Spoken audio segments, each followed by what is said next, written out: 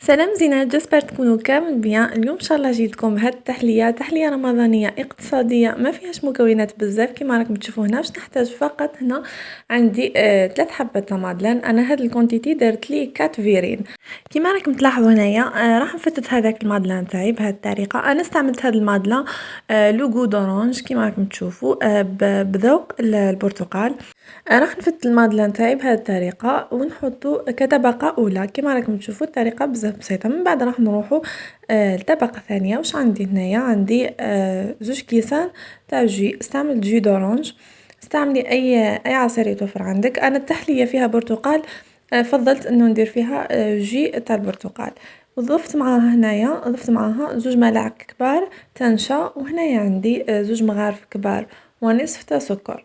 نخلط المكونات تاعي قبل ما نحطها فوق النار. لازم نتاكد بلي هذاك نشا تفتح. من بعد نحطها من فوق النار. وهذا هو الخليط اللي تحصلت عليه.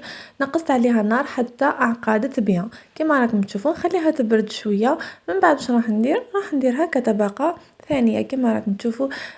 هاد الكريمه تجي بحموضه كما نعرفوا التشينا تجي حامضه يدو.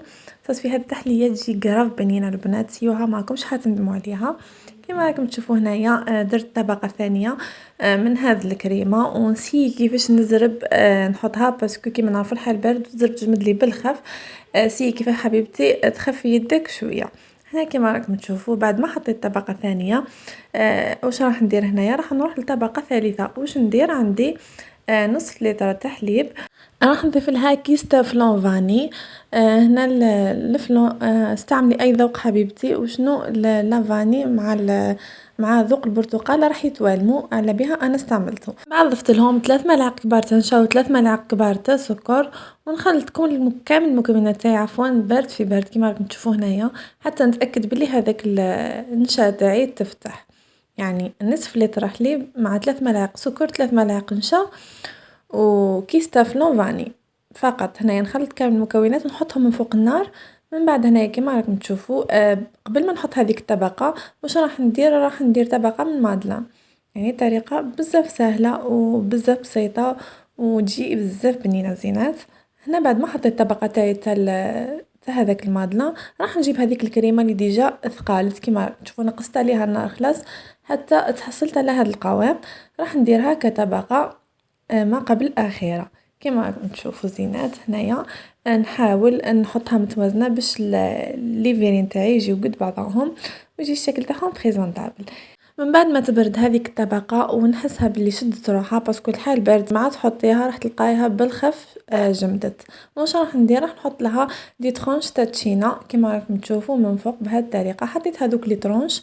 من بعد واش درت لهم كما راكم تشوفوا هنا. شوفوا الشكل تاعها كيفاش جات مع هذيك لي كولاريتو جات هايله. هنا واش راح ندير لها كطبقه اخيره؟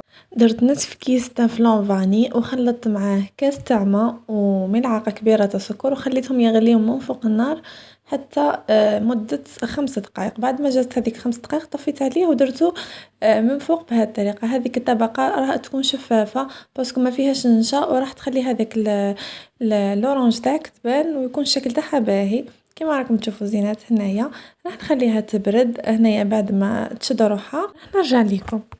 هذه التحليه تاعنا بعد ما كملتها جا لوغو تاعها هايل اقتصاديه 100%.